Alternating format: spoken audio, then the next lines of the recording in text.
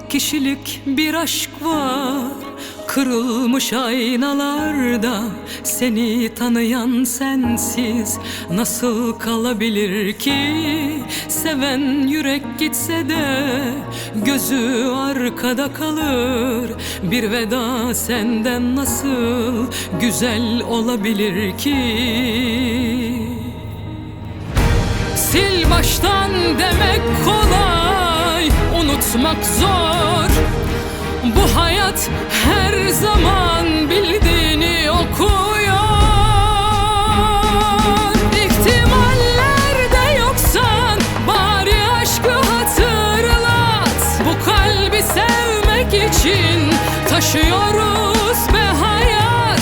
Bizim neyimiz noksan, ömrümüz ömür kat. Biz zaten ölmek için yaşıyoruz be hayat. İhtimallerde yoksan bari aşkı hatırlat.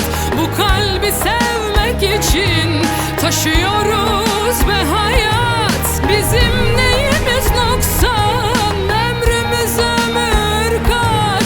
Biz zaten ölmek için yaşıyoruz.